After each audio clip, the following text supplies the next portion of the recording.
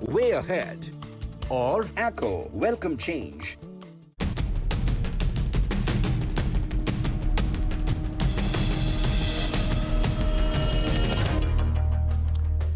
नमस्कार, आवाज समाचार में आपका स्वागत है। आपके साथ मैं हूं विपिन भट्ट, लेकर हाजिर हैं ताज़ा तरीन बुलेटिन आपके लिए, जहां पर हैं आपके काम की और आपके फायदे की खबरें और ताज़ा अपडेट। तो सबसे पहले शुरुआत करेंगे इस वक्त की हेडलाइंस के साथ।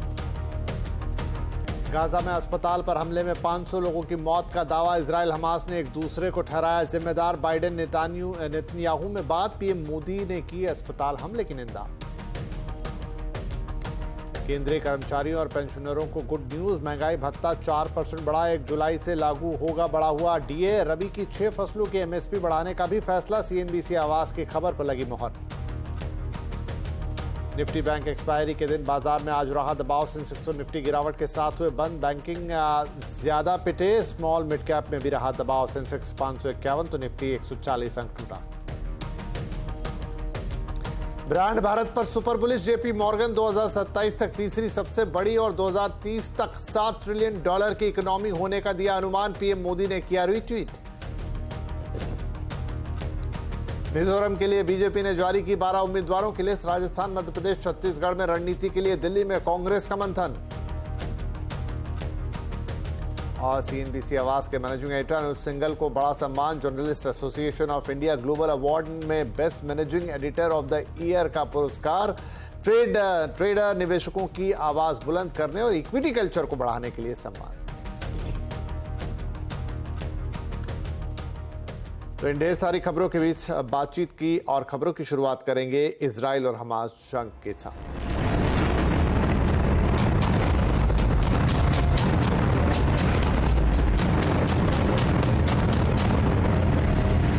इजराइल और हमास के बीच जंग के और बढ़ने के आसार दिख रहे हैं। कल रात गाजा के अल अहलिया हॉस्पिटल पर हुए हमले में 500 लोगों की मौत के बाद से हालात और ख़राब हो गए हैं। हमास ने इस हमले के लिए इजराइल को जिम्मेदार ठहराया, जबकि इजराइल ने अस्पताल पर हमले से इनकार किया है।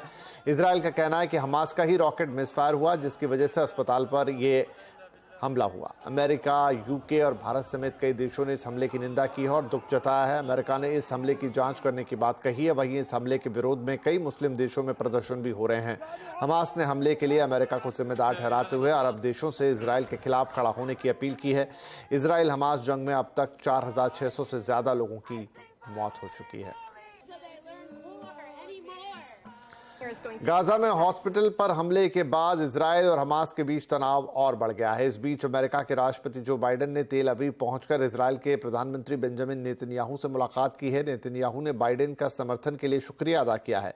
उन्होंने कहा है कि हमास ने बेगुनाहों की जान ली है। सभ्य दुनिया को हमास को हराने के लिए एकजुट होना चाहिए। वहीं बाइडेन ने नेतन्याहू से कहा है कि यह हमला इजराइल ने नहीं, किसी और ने किया है। हमास ने बेरहमी से इजराइल के लोगों का कत्ल किया है। वो आईएसआईएस से भी बदतर है। इजराइल को अपनी रक्षा करने का पूरा हक है। इसमें अमेरिका हर तरह से उसका साथ देगा। I want the people of Israel, the people of the world, to know where the United States stands. I've had my great Secretary of State here. He's been here for a lot, but I wanted to personally come and make that clear. Israel, as they respond to these attacks, it seems to me that have to continue to ensure that you have what you need to defend yourselves. And we're going to make sure that occurs, as you know. I was deeply saddened and outraged by the explosion at the hospital in Gaza yesterday. And based on what I've seen, it appears as though it was done by the other team, not you. But there's a lot of people out there who are not sure. So we've got to overcome a lot of things. प्रधानमंत्री नरेंद्र मोदी ने Gaza के अस्पताल में हुए हमले पर दुख जताया और इस हमले में मारे गए लोगों के प्रति संवेदनाएं व्यक्त की हैं। पीएम मोदी ने एक्स पर पोस्ट किया है कि गाजा के अल अहली अस्पताल में जानमाल की दुखद हानि से गहरा सदमा उन्हें पहुंचा है। पीड़ितों के परिवारों के प्रति उनकी संवेदनाएं और घायलों के जल्द ठीक होने की वो कामना करते हैं।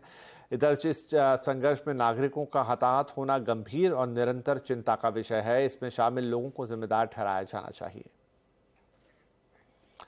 तो इजराइल और हमास के बीच जंग क्या अब और बढ़ने वाली है और कौन है गाजा में नरसंहार का कसूरवार? आज आवाज अड्डा में इसी पर करेंगे बड़ी चर्चा। शाम 7:57 पर गाजा में नरसंहार कौन है कसूरवार?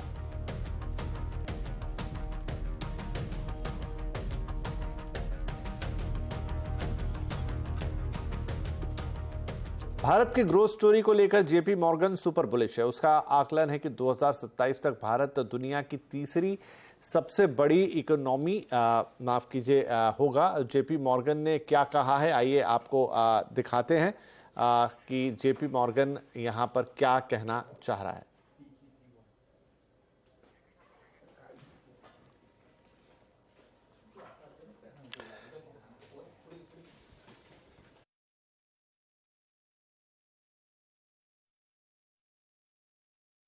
जेपी मॉर्गन की रिपोर्ट हिंदुस्तान के दम को दिखाती है। अभी तो हम बात करते हैं $5 ट्रिलियन की इकोनॉमी की, लेकिन ये रिपोर्ट क्या कहती है कि किस तरीके से भारत की इकोनॉमी आगे चलते हुए दिखाई देगी और किस तरीके से इकोनॉमिकल सुपर पावर इंडिया बन सकता है। आइए देखते हैं रिपोर्ट में क्या स्टैटिस्टिक्स सामने आए हैं।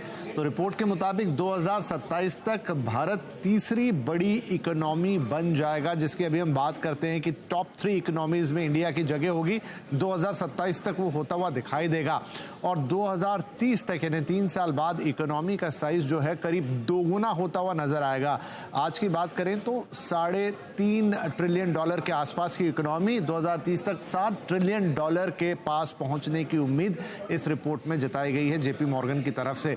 अब ये होगा कैसे, तो इसके पीछे जो मेन पावर होगी वो होगी मैन्युफैक्चरिंग की। मैन्युफैक्चरिंग बनेगा ग्रोथ का इंजन, ये कहना है जेपी मॉर्गन का। हर लेवल की मैन्युफैक्चरिंग को बढ़ावा मिलेगा और 2030 तक हम देखेंगे कि जो आज मैन्युफैक्चरिंग का इंडियन इकोनॉमी में 17% का योगदान है वो बढ़कर करीब 25% पर पहुंच जाएगा। इसके जो और इम्पैक्ट्स आएंगे उनमें से एक ये होगा कि भारत का जो एक्सपोर्ट है वो 2030 तक डबल होता हुआ नजर आएगा, जो कि मेनली मैन्युफैक्चरिंग के दम पर होगा और इसी के चलते हम $7 ट्रिलियन की इकोनॉमी को होते हुए एक्सपेक्ट कर सकते हैं और ये होगा हिंदुस्तान का दम, जो कि जेपी मॉर्गन की इस रिपोर्ट में कहा गया है। तो चलिए, ये थी जेपी मॉर्गन की रिपोर्ट जो हमने आपको बताई। तो ये रिपोर्ट मेनली यही कह रही है कि 2030 तक भारत है वो $7 ट्रिलियन की इकोनॉमी बनने का दम रखता है मैन्युफैक्चरिंग के बूते। चलिए अब लगे हाथों बात कर लेते हैं बाजार की। आज निफ्टी बैंक एक्सपायरी के दिन बाजार में दबाव रहा। इसी प्रेशर के साथ बाजार लाल निशान पर बंद हुआ। सेंसेक्स, निफ्टी और बैंकिंग शेयर आज सबसे ज्यादा गिरे हैं। सेंसेक्स 551 अंक गिरकर 65,887 पर पहुंचा, तो वहीं निफ्टी 140 अंक गिरकर 19,671 पर टिका। आज सबसे ज्यादा बिकवाली हमने मेटल, रियल्टी शेयरों में देखी। वहीं एनर्जी, पीएससी, आईटी शेयरों में भी आज दबाव का दिन था। मार्केट के एक्शन को और समझाने के लिए हमारे साथ है सुमित। तो सुमित, आज जो कहां सबसे ज्यादा एक्शन रहा इस पूरी गिरावट में? देखिए, सेक्टर स्पेसिफिक आज थोड़ा डिफेंसिव आ गया है। इसमें फार्मा ऐसे शेयरों में कुछ सपोर्ट आया, लेकिन आज बिकवाली थी फ्रंटलाइन बैंक्स में या फिर पीएसयू, जहां पर थोड़ा बहुत दबाव बनता हुआ दिखाई पड़ा। तो निफ्टी के टॉप गेनर्स की अगर बात करें तो उसमें आपको फार्मा दिखाई पड़ेगा, सिप्ला, रेड्डी, सन फार्मा, 3 नाम जो कि फार्मा के, और टाटा मोटर्स करीब 2% की तेजी यहां आते हुए दिखाई पड़ी। बिकवाली रही बजाज फाइनेंस में, नंबर्स के बाद 3% नीचे, बजाज फिनसर्व 2% नीचे, एनटीपीसी 1.5% नीचे और एक्सिस बैंक करीब 1.5% बिकवाली यहां आते हुए दिखाई पड़ी। मिड कैप के बढ़ने वाले शेयरों में आईआरबी इंफ्रा 6.5% ऊपर, आरती डायरेक्ट 6% ऊपर, रत्नामणि मेटल 6.5% ऊपर, एचएलई ग्लासकोट करीब 5.5% की तेजी यहां आई। मिड कैप के गिरने वाले शेयरों में तमाम पीएसयूज, हुडको 11% नीचे, एमएमटीसी 10% नीचे, आईटीआई 8.5% नीचे और जेंसार करीब 6% बिकवाली यहां आते हुए दिखाई पड़ी। बैंकिंग लूजर्स में PNB, BOB, HDFC bank, axis bank करीब 1.5 से लेकर 2% तक का फॉल यहां आता हुआ दिखाई पड़ा। तो बैंक्स, पीएसयूज में प्रेशर और फार्मा कुछ हद तक सपोर्टिव। शुक्रिया। सरकार ने केंद्रीय कर्मचारियों और पेंशनधारियों को दिवाली का तोहफा दिया है। कैबिनेट से 4% महंगाई भत्ता बढ़ाने की मंजूरी मिल गई है। कर्मचारियों को नवंबर महीने से बढ़ी हुई सैलरी मिलेगी। साथ ही सरकार ने रेलवे कर्मचारियों को 78 दिन का बोनस देने का भी फैसला किया है। वहीं गेहूं, सरसों समेत 6 रबी फसलों की एमएसपी को बढ़ाने का भी फैसला किया गया है। केंद्र सरकारी के कर्मचारियों का दे डियरनेस अलाउंस और पेंशनर्स का दे डियरनेस रिलीफ में 1 जुलाई 2023 से 4% की वृद्धि करने का निर्णय किया गया है। इससे कुल मिलाकर देश भर में करोड़ों सरकारी कर्मचारी जो केंद्र सरकार के और पेंशनर्स उनको लाभ मिलेगा। ये वृद्धि अब कुल मिलाकर देखा जाए तो 42% से बढ़ाकर 46% हो जाएगी, जब 4% बढ़ोतरी हुई। तो 11,07,346 नॉन गैजेटेड एम्प्लॉयज रेलवे के, इनके लिए 78 दिन का बोनस तय किया गया है, यानी कि 78 दिन की जो उनकी सैलरी है उसके बराबर उनको बोनस देने का तय हुआ। रबी की फसल जो 6 फसलें हैं उसका न्यूनतम समर्थन मूल्य यानी कि एमएसपी को निर्धारित करने का निर्णय किया गया। चलिए और ज्यादा जानकारी के लिए बात करेंगे अपने सहयोगी लक्ष्मण रॉय से। लक्ष्मण, पहले तो बधाई, कल आपने कर्मचारियों और पेंशनरों के डीए बढ़ने के लिए एक्सक्लूसिव खबर दी थी, आज इस पर मोहर भी लग गई है, और क्या डिटेल्स हैं इस खबर के बारे में? बिल्कुल, जिन शब्दों के साथ हम लोगों ने खबर बताई थी सबसे पहले, हूबहू वही प्रावधानों के साथ कैबिनेट ने उसे मंजूरी दे दी है और केंद्र सरकार के कर्मचारी और पेंशनधारी दोनों के लिए जो है सरकार ने महंगाई भत्ता यानी कि डीए 4% बढ़ाने का फैसला लिया है। इसमें 48,67,000 मौजूदा कर्मचारी होंगे केंद्र सरकार के और 67,95,000 पेंशनर होंगे, यानी 1 करोड़ से ज्यादा लोग जो हैं वो लाभान्वित होंगे केंद्र सरकार के इस फैसले से। और ये महंगाई भत्ता जो 4% बढ़ाया गया है वो 42% से बढ़ा करके 46% किया गया है। ये बढ़ा हुआ महंगाई भत्ता 1 जुलाई से लागू माना जाएगा और इससे सरकार के ऊपर जो अतिरिक्त खर्च आएगा 12,857 करोड़ रुपए का खर्च आएगा। तो ये तो रही बात केंद्र सरकार के कर्मचारी और पेंशनधारियों के लिए। रेलवे के कर्मचारी जो कि तकनीकी तौर पर केंद्र सरकार के कर्मचारी नहीं माने जाते हैं, उनके लिए भी प्रोडक्टिविटी लिंक्ड बोनस का ऐलान किया गया है, उसको मंजूरी दे दी गई है। ये बोनस कुल मिला के 11,07,346 जो कर्मचारी हैं रेलवे के उनको दिया जाएगा और ये बोनस के कुल रकम 1,968 करोड़ रुपए है। तो रेलवे के भी कर्मचारी और केंद्र सरकार के कर्मचारी और पेंशनधारी दोनों के लिए एक अच्छी खबर निकल कर आई है कैबिनेट की बैठक से। तो लक्ष्मण, ये बताएं कि किसानों के लिए भी बड़े फैसले लिए गए, वहां किस तरह की राहत आती दिख रही है? दरअसल सरकार ने रबी की 6 फसलों के लिए एमएसपी बढ़ाने का फैसला लिया है। इसमें गेहूं जिसकी एमएसपी 150 रुपए प्रति क्विंटल बढ़ाई गई है, जो पहले 2,125 रुपए प्रति क्विंटल थी, अब वो बढ़कर एमएसपी 2,275 रुपए प्रति क्विंटल हो गई है। इसी तरह से बार्ली में 115 रुपए, चना में 105 रुपए प्रति क्विंटल की एमएसपी बढ़ाई गई है। मसूर में एमएसपी में सबसे ज्यादा बढ़ोतरी की गई है। अगर देखें तो पहले 6,000 रुपए प्रति क्विंटल थी, वो बढ़कर के 6,425 रुपए प्रति क्विंटल हो गई, यानी 425 रुपए प्रति क्विंटल की बढ़ोतरी की गई है। सरसों में 200 रुपए प्रति क्विंटल की बढ़ोतरी की गई है और सनफ्लावर में 150 रुपए प्रति क्विंटल की यहाँ पे बढ़ोतरी की गई है। तो सरकार का मानना है कि जो किसानों की आमदनी दोगुनी करने का वादा किया गया था उसकी तरफ ये कदम बढ़ाया जा रहा है और दलहन में ये एमएसपी बढ़ा करके सरकार एक तरीके से आत्मनिर्भर बनने की कोशिश करे ताकि इंपोर्ट में निर्भरता कम किया जाए। तो किसानों के लिए भी ये कह सकते हैं कि राहत की खबर है एमएसपी में बढ़ोतरी किया जाना।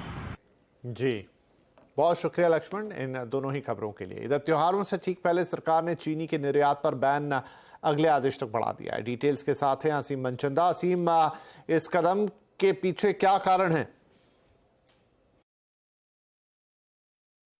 देखिए, इस साल अल नीनो होने की आशंका जताई जा रही है, जिसके चलते चीनी के उत्पादन के ऊपर असर पड़ेगा। पिछले साल 310 लाख मीट्रिक टन के आसपास हमको चीनी का उत्पादन देखने को मिला था, लेकिन इस साल ये घट करके 280 लाख मीट्रिक टन के आसपास रह सकता है। तो सरकार ने सेफ साइड पर रहते हुए चीनी के निर्यात के ऊपर रोक बढ़ा दी है। पिछले साल सरकार ने 60 लाख टन चीनी निर्यात को मंजूरी दी थी, लेकिन इस साल सरकार का चीनी निर्यात को मंजूरी देने का कोई भी इरादा नहीं है। सरकार जनवरी तक वेट करेगी, अगले फिगर्स आने तक वेट करेगी, देखेगी कि अगर प्रोडक्शन कितना होता है। लेकिन अभी जितने भी एस्टिमेट्स अभी आ रहे हैं वही ये बता रहे हैं कि चीनी का उत्पादन पिछले साल के मुकाबले घट सकता है। हमारा जो ओपनिंग स्टॉक है वो भी करीबन 60 लाख टन के आसपास का रह सकता है। तो सरकार अभी वेट एंड वॉच की स्थिति में। और यही बता दूं कि अगले साल इलेक्शन होने वाले, तो सरकार ये नहीं चाहती है कि आने वाले दिनों में चीनी के दाम बढ़े और लोगों को परेशानी उठानी पड़े। त्योहार चल रहे हैं, चीनी की मांग थोड़ी सी बढ़ी है, तो उसके चलते थोड़ा सा दबाव भी देखा जा रहा है। 2 से 4 रुपए प्रति किलो तक दाम भी बढ़े, लेकिन सरकार इसको आगे नहीं बढ़ाना चाहती है। तो इसलिए सरकार ने चीनी के निर्यात पर रोक को जारी रखा है और अगले आदेश तक ये रोक जारी रहेगी। जी, शुक्रिया। आपके चहेते चैनल यानी CNBC आवाज को एक बड़ा सम्मान मिला है। प्रतिष्ठित JAI यानी journalist association of India global awards का ऐलान हुआ, जिसमें सीएनबीसी आवाज के मैनेजिंग एडिटर अनुज सिंघल को best managing editor of the year के अवार्ड से नवाजा गया। यह अवार्ड जर्नलिज्म में बड़े योगदान के लिए दिया जाता है। अनुज सिंघल को यह सम्मान शेयर मार्केट में उनके योगदान के लिए दिया गया है। सीएनबीसी आवाज में अनुज की पारी को अभी 1 साल ही हुए हैं। इस 1 साल में अनुज ने हिंदी बेल्ट में इक्विटी कल्चर को बढ़ाने के साथ साथ रिटेल निवेशकों के हितों को जोर शोर से उठाया है। अवार्ड लेते वक्त अनुज सिंघल ने देश में रिटेल निवेशकों की बढ़ती ताकत का भी जिक्र किया। ब्यूरो चीफ और इकोनॉमिक पॉलिसी एडिटर। सीएनबीसी आवाज की एक मुहिम रही है कि रिटेल इन्वेस्टर्स को स्टॉक मार्केट में, जो इस समय एक बूम कर रही है इंडिया की स्टॉक मार्केट, उसमें एक आम धारणा रही है कि स्टॉक मार्केट में पैसा सिर्फ बड़े लोग बनाते हैं। हमारा मानना यह है कि रिटेल इन्वेस्टर्स स्टॉक मार्केट में पैसा बना सकते हैं, अच्छा पैसा बना सकते हैं। हाँ, लेकिन इसके लिए जरूरत है एक इक्विटी कल्चर की, इन्वेस्टर एजुकेशन की। उस सब पर हम काम कर रहे हैं पिछले 1 साल से, पिछले 2 साल से, पिछले कई साल से काम कर रहे हैं। और जैसा मैंने कहा कि ये एक पूरी टीम का एफर्ट है। स्वागत करें mister Anuj Singhal, CNBC managing editor of the year electronic media.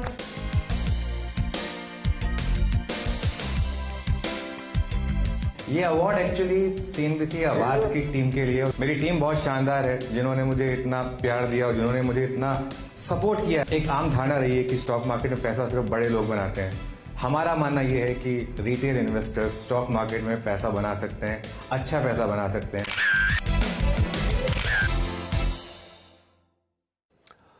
Mizoram में विधानसभा चुनाव के लिए बीजेपी ने अपने 12 उम्मीदवारों की लिस्ट जारी की है। बीजेपी की तरफ से पहले लिस्ट जारी की गई है। मिजोरम की बाकी बची 28 सीटों पर बीजेपी की तरफ से उम्मीदवारों के नाम का ऐलान करना अभी बाकी है। बीजेपी कोर कमेटी की मीटिंग में उम्मीदवारों के नाम का फैसला हुआ है, जिसके बाद ये घोषणा की गई है। वहीं कांग्रेस ने भी मिजोरम की सभी 40 सीटों पर अपने उम्मीदवारों की घोषणा कर दी है। दरअसल मिजोरम की सभी 40 विधानसभा सीटों के लिए 7 नवंबर को मतदान होना है और 3 दिसंबर को नतीजे आने हैं। अब एक खबर खास तौर पर मुंबई वासियों के लिए। मुंबई में वेस्टर्न रेलवे से सफर करने वालों को आने वाले दिनों में थोड़ी परेशानी का सामना करना पड़ सकता है। खार से गोरेगांव रूट पर 6ठे रूट का काम जारी है, जिसके लिए 29 दिनों का एक मेगा ब्लॉक रखा गया है। 20 अक्टूबर से 5 नवंबर तक ये मेगा ब्लॉक रहेगा, जिससे 2700 लोकल ट्रेनों के फेरे रद्द किए गए हैं। साथ ही लंबी दूरी की 60 ट्रेनों के रद्द होने की भी संभावना जताई जा रही है। सहयोगी विवेक गुप्ता ने खास बातचीत की वेस्टर्न रेलवे के CPRO सुमित ठाकुर से। इंफ्रास्ट्रक्चर अपग्रेडेशन का एक काम है, जिसके तहत हम लोग एक नई लाइन बना रहे हैं। जो खार स्टेशन है वेस्टर्न लाइन की, उसे लेकर बोरीवली के बीच, और इसका जो आधा हिस्सा है वो हम लोग अभी कमीशन कर देंगे। आने वाली 6 नवंबर तक इस काम को कंप्लीट कर लेंगे, जो कि खार से लेकर के गोरेगांव तक का हिस्सा है। ये वर्क हमारा पूरा कंप्लीट है। अब इसको जो एग्जिस्टिंग लाइन है उसे कनेक्ट किया जा रहा है, और इस रिगार्ड में कुछ ब्लॉक्स भी लिए जाएंगे और कुछ स्पीड रिस्ट्रिक्शंस भी लगाए जा रहे हैं। ऑलरेडी ये काम 7 और 7 अक्टूबर से स्टार्ट हो चुका है, और एक काम को जो प्लान किया है हमने बहुत ही सिस्टमेटिक तरीके से प्लान किया है, जिससे कि मुंबईकर्स की डेली लाइफ, डेली रूटीन किसी तरह से नहीं अफेक्ट हो, अफेक्ट हो तो मिनिमम वे में अफेक्ट हो। जैसे देखें, ऑलरेडी हम लोग ने 10 से 11 दिन का लगभग काम कर लिया है, और अभी भी कोई ज़्यादा दिक्कत मुंबईकर्स को नहीं आई है। हाँ, आने वाले दिनों में थोड़ी कैंसिलेशन ज़्यादा रहेगी, जो कि 20 तारीख से लेकर के जो 7-8 दिन 10 दिन का समय रहेगा, उसमें टोटल जो कैंसिलेशन रहेगी इसमें मोस्टली वो नाइट टाइम की ट्रेन है और जो नॉन पीक आवर की ट्रेन है। पीक आवर की ट्रेन को हमने टच करने की कोशिश नहीं की, उनको मिनिमम डिस्टर्ब किया है। Total 2700 services over the period of 29 days ये कैंसिल होगी। और लास्ट दिन जो 4 नवंबर है, उस दिन 24 घंटे का ब्लॉक बांद्रा टर्मिनस से लिया जाएगा। तो बांद्रा टर्मिनस से उस दिन या 1-2 दिन आगे पीछे कुछ ट्रेन जो बांद्रा टर्मिनस से लॉन्ग डिस्टेंस ट्रेन होती है वो कैंसिल रहेंगी। टोटल 60 ट्रेन को हम लोग कैंसिल करेंगे, लॉन्ग डिस्टेंस ट्रेन को 4 और 5 नवंबर के आसपास जो रहेगी। तो यही कोशिश की गई कि मिनिमम डिस्ट्रप्शन हो, और जो कैंसिलेशन हो वो नॉन पीक आवर में हो, लेट नाइट में। ब्लॉक्स हम लोग ऑलरेडी ले रहे हैं, रात के समय का ब्लॉक ले रहे हैं। कल 20-21 तारीख के आसपास एक प्लेटफॉर्म नंबर 9 जो अंधेरी का, उसको भी सस्पेंड किया जाएगा। लेकिन इस कार्य के कंप्लीट होने के बाद हमारे पास एक एडिशनल लाइन बनेगी, जो कि एक इंफ्रास्ट्रक्चर अपग्रेडेशन होगा। एक लॉन्ग ड्यू प्रोजेक्ट है, जो कि अब नियरिंग इट्स कंप्लीशन, और जो गोरेगांव से बोरीवली का आगे का हिस्सा है वो अगले साल हम लोग मई-जून तक उसको भी कंप्लीट कर लेंगे। त्योहारों पर लेनी है कार और वो भी SUV, तो देखना मत भूलिए आज का कंज्यूमर अड्डा शाम 5:57 पर, जहां होगी हर बजट सेगमेंट में एसयूवी के ऑप्शंस पर विस्तार से बात, और कौन सी कार खरीदेंगे आप मिलकर करेंगे डिसाइड। तो चलिए आप हमारे साथ शामिल होइएगा आज कंज्यूमर अड्डा में 5:57 पर। आप देख रहे हैं आवाज समाचार, और अब कुछ और खबरों का रुख करेंगे, बात करेंगे त्योहारों से जुड़ी खबरों। बात दुर्गा पूजा की। पश्चिम बंगाल में दुर्गा पूजा की छठा देखते ही बनती है। राजधानी कोलकाता से सोदपुर बर्मा सेल का दुर्गा पंडाल इन दिनों सभी के आकर्षण का केंद्र बना हुआ है। यहाँ विश्व प्रसिद्ध पेरिस का ओपेरा हाउस बनाया गया है। यूनिवर्सल दुर्गा उत्सव मंडल के इस पंडाल को साकार करने वाले 250 कलाकारों ने न केवल ओपेरा हाउस जैसा इसे बनाया, बल्कि इसकी भव्यता को भी बहुत शानदार तरीके से क्रिएट किया गया है। इधर मिनी कोलकाता ने दिल्ली का सीआर पार्क, यहां इस बार मेला ग्राउंड पंडाल में राष्ट्रीयता और परंपरा का एक अनोखा मेल दिख रहा है, बता रहे हैं रोहन सिंह। और अब हम आ चुके हैं सीआर पार्क के सबसे पुराने और सबसे भव्य माने जाने वाले मेला ग्राउंड में, जहां सबसे बड़ी संख्या में लोग आते हैं। और यहाँ के जो डिज़ाइन है यहाँ के पंडाल का, अपनी पारंपरिक छवि के लिए जाना जाता है। पारंपरिकता यहाँ पे देख सकते हैं, काफ़ी बारीकी से उतारा गया है। हम बात करते हैं, सर ये बताइए कि इस बार क्या खास है, किस तरीके से आपने डिज़ाइन प्रिपेयर किया है, क्या खास देखने को मिलने वाला है? खास यही है, देखिए आप मूर्तियाँ देखिए, बिल्कुल बंगाल के उसी के हिसाब से बनाई गई हैं। बंगाल से ही कारीगर आए हुए हैं, और इसमें बिल्कुल भी कोई थर्मोकोल का इस्तेमाल नहीं किया गया। तो ये जो हम देख रहे हैं, हाँ, ये बिल्कुल अब नई थर्मोकोल नहीं है, ये फोम है जो अलाउड है, वही हम कर रहे हैं काम जी। और हमारा 2025 में 50वां साल है, तो उसी के हिसाब से हम ये तैयारी कर रहे हैं। तो एक तरह से 2025 जबकि सीआर पार्क के मेला ग्राउंड का 50वां साल होने जा रहा है, उसका एक तरह से वार्म अप है। और आप यहाँ पे देख सकते हैं जो यहाँ पे कलाकृतियाँ उकेरी जा रही हैं, काफ़ी ज़्यादा पारंपरिक, खासतौर पे बंगाल की जो पारंपरिक कला है उससे इंस्पायर्ड यहाँ पे बनाया जा रहा है। कुल मिला के सीआर पार्क के जितने भी पूजा पंडाल हैं, सब कुछ ना कुछ इस बार नया करने की कोशिश कर रहे हैं। और परंपरा की जो छवि है, राष्ट्रीयता की जो छवि है, वो यहाँ पे पूजा पंडालों में देखने को मिल रही है। कैमरामैन अखिलेश के साथ रोहन सिंह, दिल्ली। नवरात्रि के मौके पर करना चाहते हैं निवेश और कमाना चाहते हैं बड़ा मुनाफा, तो आज हम आपको बताने जा रहे हैं बेहतरीन नवरात्रि स्टॉक्स। आज शाम 7:27 पर नवरात्रि पिक्स हमारी एक खास पेशकश होगी, जरूर देखिएगा। और अब बात करेंगे क्रिकेट वर्ल्ड कप की।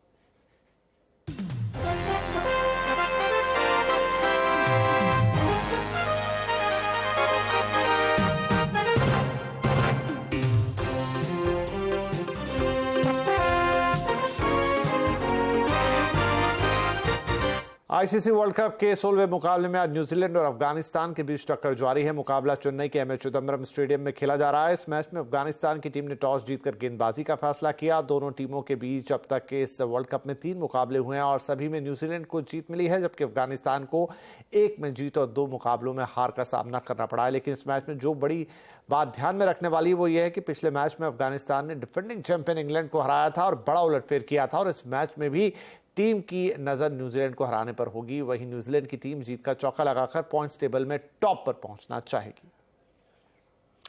इधर कल नीदरलैंड्स की टीम ने आईसीसी वर्ल्ड कप में दूसरा बड़ा उलटफेर किया। रोमांच से भरपूर मुकाबले में नीदरलैंड्स ने साउथ अफ्रीका को 38 रनों से मात दे दी। नीदरलैंड्स की टीम ने पहले बल्लेबाजी करते हुए 8 विकेट पर 245 रन का टारगेट सेट किया, लेकिन साउथ अफ्रीका को 42 ओवर में 207 रन पर ही ऑल आउट कर दिया। आपको बता दें कि दोनों टीमों के बीच अब तक 8 मैच हुए हैं, जिसमें से 6 मुकाबलों में साउथ अफ्रीका ने जीत हासिल की है, जबकि 1 मैच में नीदरलैंड्स ने जीत की है और 1 मैच जो है वो बेनतीजा रहा है।